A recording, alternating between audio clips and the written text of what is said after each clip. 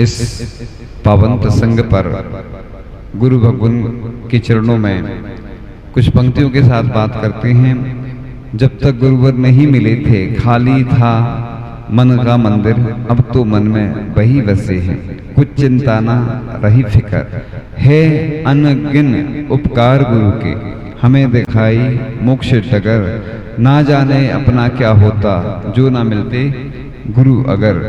ऐसे हमारे आचार्य भगवान जिन्होंने इस पूरी भारतीय संस्कृति पर उपकार किया है कि जिनके उपकारों को हम कभी चुका नहीं सकते, क्योंकि जिन्होंने इस तिथि पर आचार्य पद प्रदान किया था और सबसे वरिष्ठतम शिष्य परम पूज्य आचार्य श्री समय सागर जी महामुनिराज को वो अपना पद प्रदान किया था। इस प्रकार से आगम में व्यवस्था है कि जो शिष्यों को शिक्षा दीक्षा देते हैं वह आचार्य परमेष्ठी कहलाते हैं और आचार्य पद का संलेखना के समय त्याग करना होता है।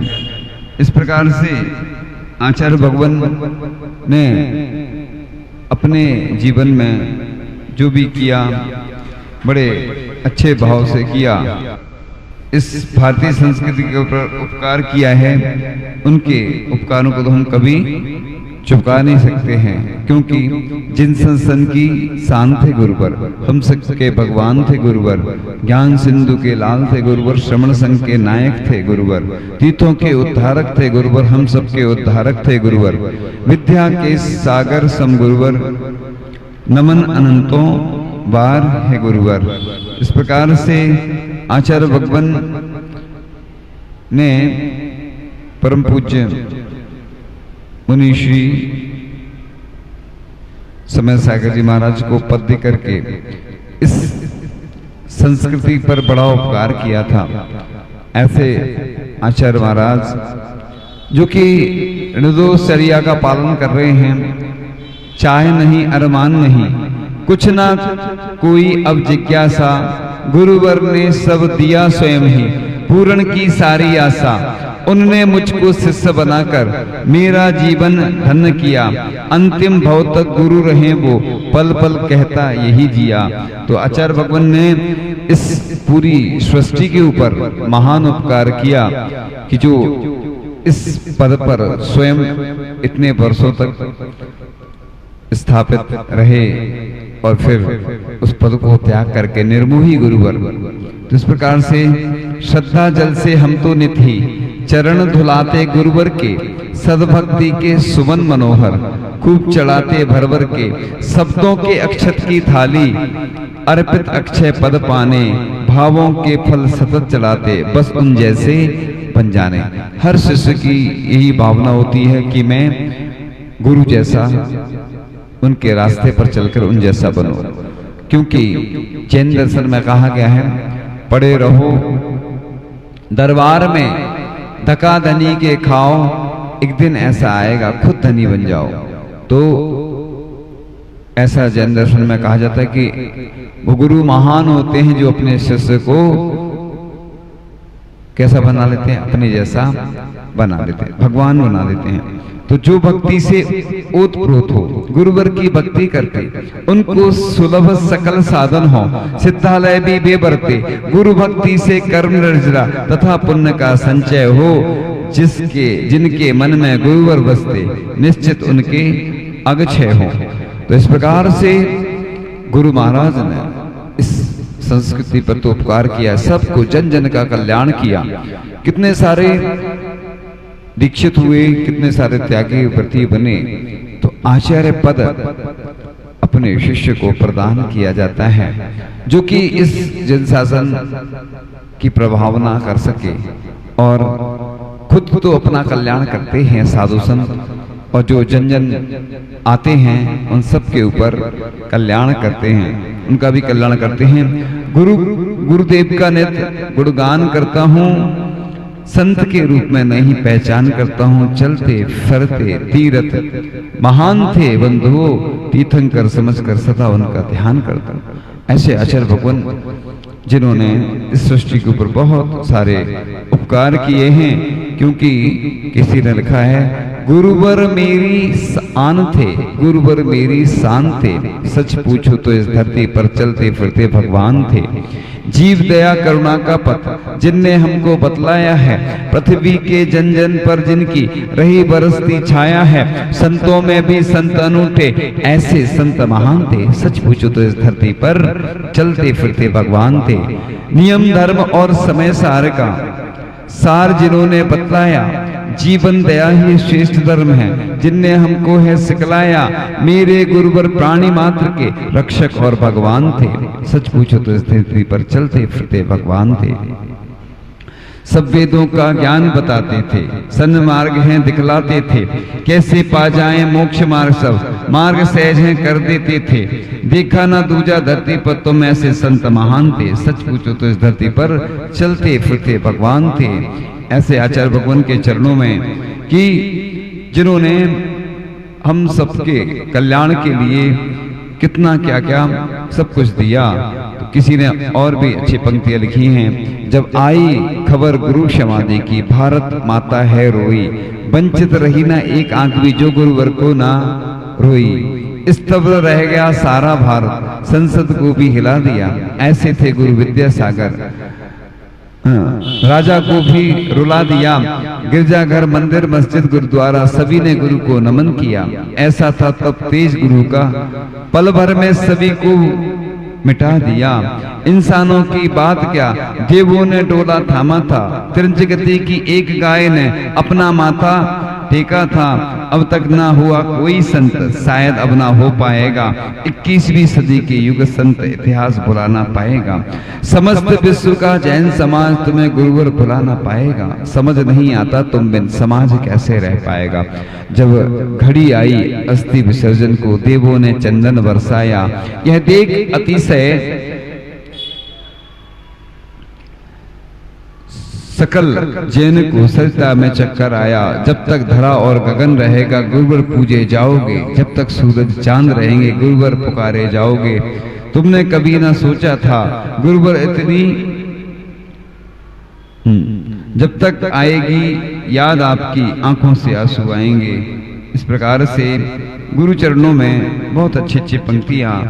तो इस प्रकार से हमारे जो आचार्य भगवान थे अधि त्यागी थे, पदयात्री थे, करपात्री थे, सच्चे भविष्य के दृष्टा थे, निष्कारण जगत हितैषी थे, जिनका व्यक्तित्व गौ दुग्ध सम था, जो वात्सल प्रदाता थे, ज्ञान की मूर्ति थे, चिंतन के श्रोमणी थे, सर्वजन के व्यापी थे, त्रिकाल पूज्य थे, त्रिकरण के धारक थे, त्रिभक्ति युक्त थे, स्वावलंबी थे, परिश्रम युक्त थे, स्व समय में लीन रहने वाले थे, आगम निष्ठ थे। ऐसे आचार्य भगवान जो चरित्र के नायक थे, निर्दोष आचार्यत्व के धनी, आत्मशुद्धि के साधक, आत्मशक्ति सहित थे, जो आत्म शांति में मग्न रहने वाले थे, सौम्य मुद्रा को धारण करने वाले थे, तपस्या के तेज के धारक थे, धर्म के नेता थे और धर्म प्रसाद वितरक थे, धर्म संस्कृति रक्षक थे, जो कुरीति के विध्वंसक थे और अविषमवादी थे और श्रमणाचार के नायक थे, एकांत निर्जन वन के साधक थे, स्वच्छंद विहारी थे, वायु के समान थे, ओजस्वी तेजस्वी प्रतापवान वर्चस्वी, प्रश्नों के उत्तर देने में कुशल, प्रसिद्ध कीर्तिशाली, सिंह के समान महात्मशाली, विश्व ख्याति प्राप्त, जिन रूपता के धारक थे, धर्मानुकंपना के धारक, सर्वश्रेष्ठ प्रभावना धारक और निश्चयालंबी साधु थे, प्रभुत्व शक्ति धारक, प्राशुक मार्ग बिहारी थे और ब्रह्म ऋषि के समान थे, यथाजात के धारक, सर्वश्रेष्ठ वक्ता थे और सैया परिचय जही, और जो जिन्होंने बालपन में प्रवर्ज्या के धारक वह, ऐसे गुरुवर के चरणों में हम जितना नमन कर सकें, जितनी भक्ति कर सकें, ऐसे गुरु मिलना दुर्लभ है, जिन्होंने अपने शिष्य को अपना पद दे करके उन शिष्य के ऊपर भी कृपा की और उसके साथ साथ इस जिन संस्कृति की प्रभावना में चार चांद लगाए। क्योंकि आचार्य पद होता है उसी व्यक्ति को दिया जाता है कि जो उस योग्य होता है और जो वरिष्ठ होता है। इसके साथ साथ आचार्य भगवान ने बहुत सारे लोगों का कल्याण किया, यहाँ तक कि ऐसे लोग भी हैं जिन्होंने आचार्य श्री के माध्यम से नशे का त्याग कर दिया और वह शब्दों के जादूगर थे, अनुकंपा व अनुशासन की जीवंत मूर्ति थे। इस प्रकार से आचार्य भगवान के निमित्त से कई लोगों के रोग दूर हो जाया करते थे। लोग जब उनके पास जाते थे और उनसे कहते थे तो बस वो आशीर्वाद देते थे, उनका आशीर्वाद काम करता था। इस प्रकार से विश्व में शांति हो और सभी जीव सुखी रहें, सबका कल्याण हो। यानी भले ही लोग कहें कि वो अमीरों के लिए ज्यादा समय देते थे, लेकिन आचार्य भगवान गरीबों के लिए भी उन्होंने बहुत सारे ऐसे कार्य किए। जैसे कि जबलपुर में पूरी मैत्री के माध्यम से जबलपुर में गरीब महिलाओं आदि के लिए उन्होंने रोजगार प्रदान करने के लिए ऐसे अपने सानिध्य प्रदान किए, आशीर्वाद प्रदान किया। क्योंकि उनकी भावना रहती थी हमेशा कि इतने सारे जो कैदी हैं जो नशा करते हैं उसको हथकरघा के माध्यम से उन्होंने रोजगार प्रदान किया। अन्य युवाओं को रोजगार प्रदान करने के निमित्त से उनको जब मालूम चला कि मटन टेलो नाम का अशुद्ध पदार्थ है, जब ये वस्त्रों में डलता है अशुद्ध पदार्थ और पानी छानते अपन शिव जी का अभिषेक करते हैं, अभी भी कई लोगों को सबको मालूम भी चल जाता, लेकिन लोग कुछ भी नहीं चेतते। ग्रस्त तो ग्रस्त होते हैं क्योंकि उनका मन नहीं होता है। बहुत कम लोग हैं जो सुधार करते हैं। इस प्रकार से जब बालिकाओं की सुरक्षा की बात आई तो आचार्य भगवान ने सोचा कि इन बालिकाओं की सुरक्षा कैसे हो, इनको शिक्षा के साथ संस्कार दिए जाएं। हम चंद्रगिरी में आचार्य श्री के साथ जा रहे थे और आचार्य श्री से हमने बोला कि आचार्य श्री आपने जो प्रतिभा स्थली के लिए अपना आशीर्वाद प्रदान किया है, ये प्रतिभा स्थली खोली गई थी किसके लिए? बालिकाओं के संस्कार के लिए। और एक माँ आती है, माँ आई थी और हमसे बोल रही थी कि बच्चे जब आते हैं तो हमें सिखाते हैं। हमने कहा ये तो बहुत अच्छी बात है कि आचार्य जी ने प्रतिभा स्थली के लिए आशीर्वाद प्रदान किया था कि बालिकाओं को शिक्षा देना, उनके साथ साथ बालिकाओं के परिवार वाले भी शिक्षा के साथ उनके परिवार वाले भी संस्कार पा रहे हैं। क्योंकि बालिकाओं को मुकुमाटी में भी लिखा है, महिलाओं के लिए भी, बालिकाओं के लिए भी उभय कुल वर्धनी, यानी जो बालिकाएं होती है वो उभय कुल दोनों कुलों का वर्धन करती हैं। इसलिए मुकुमाटी पर सबसे ज्यादा पीएचडी हुई और प्रसिद्धि को प्राप्त हुई। इसलिए बालिकाओं की आज पूरे देश में समस्या है, सुरक्षा नहीं है। लेकिन प्रतिभा स्थली में बालिकाओं को ऐसी शिक्षा संस्कार दिए जाते हैं कि जिनके माध्यम से वो कुछ काम कर सके। आज देश में देख रहे हैं बेरोजगारी बहुत है, आज व्यवसाय कुछ है नहीं, लोगों के पास उतनी समस्याएं हैं। लेकिन आचार्य भगवान ने कहा कि बच्चों को, बालिकाओं को पढ़ाई के साथ साथ ऐसे कुछ कलाएं सिखाओ। इसलिए आज हमारे समाज में जो समस्या है सबसे बड़ी कि व्यक्ति दूसरों के आगे हाथ फैलाता है।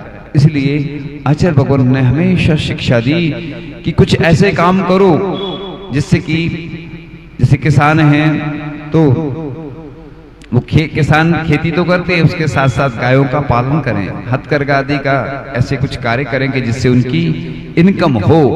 तो विश्व हितैषी थे, उनको पूरे विश्व की चिंता रहती थी कि सिर्फ जैन धर्म तक ही वो सीमित नहीं रहते थे, क्योंकि जैन धर्म तक सीमित रहेंगे तो बस वो जैन तक ही सीमित रह जाते। लेकिन उन्होंने जन जन का कल्याण किया और ऐसे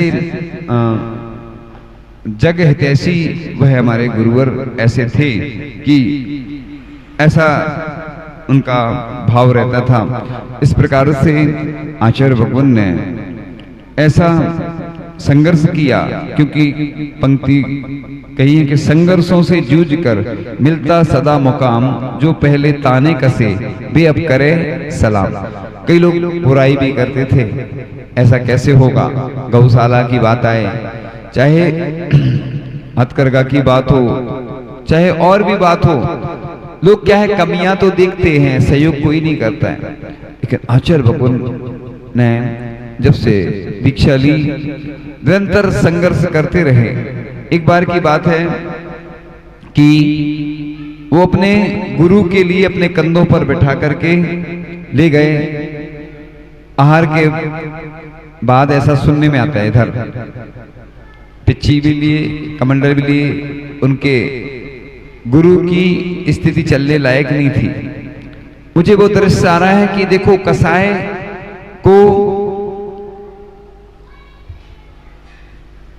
को मान कसाई को कैसे मर्दन किया जाता है। तो शायद चतुर्दशी का दिन था और परम पूज्य मुनि श्री ज्ञान सागर जी महाराज, वो परम पूज्य श्री विद्यासागर जी महाराज के पास प्रायश्चित लेने के लिए पहुंच जाते हैं और चतुर्दशी के दिन प्रायश्चित के लिए निवेदन करते हैं और उनके चरणों को उठा करके अपने माथे पर लगाते हैं। मैंने तो बड़े बड़े ग्रंथ पढ़े, महाबंद, जय धवला, है ना, जय धवला, धवला, महाबंद, इतने बड़े बड़े ग्रंथों में भी ऐसे उदाहरण नहीं मिलते कि जिस शिष्य को गुरु बनाया हो और शिष्य के चरणों को उठा करके ऐसा किया हो। वो कहते थे अगर तुमने मुझे शिष्य स्वीकार किया है तो एक बार मेरे ऊपर हाथ फेर कर कहो वत्स कह दो। बस वत्स माने बछड़ा होता है ना, वात्सल उसी से शब्द से बना। तो इस प्रकार से वो ऐसी भावना रखते थे। इतने महान गुरु का मिलना बड़ा दुर्लभ है।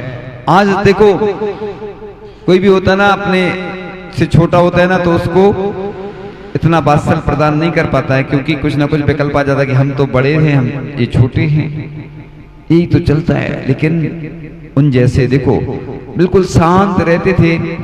इतना ज्ञान होने के बावजूद भी आचार्य परम पूज्य श्री ज्ञान सागर जी महाराज ने कई संघों को स्वाध्याय आदि कराया, कई विद्वानों को भी स्वाध्याय कराया।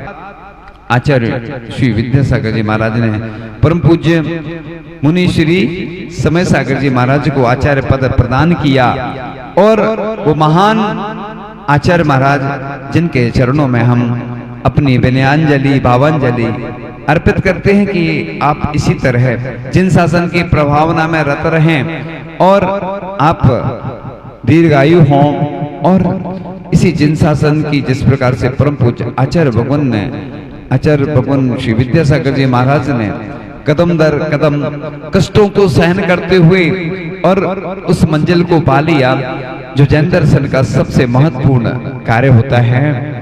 वो महासमाधि को प्राप्त करके अपना पद अपने शिष्य को प्रदान करके और हमारे बीच से विदा हो गए। तो ऐसे आचार्य भगवान जिन्होंने हमें सब कुछ दिया और हमारे बीच से चले गए, लेकिन आज उनके चरणों में हम नमोस्तु करते हुए ऐसी भावना प्रेषित करते हैं कि आप लोग हमको सभी को अपना सानिध्य मार्गदर्शन प्रेरणा दे करके और हम सबका कल्याण करें। ऐसे उनके चरणों में अनंत अनंत बार नमोस्तु करते हैं। परम पूज्य आचार्य भगवान गुरुदेव शिक्षक विद्यासागर जी महाराज की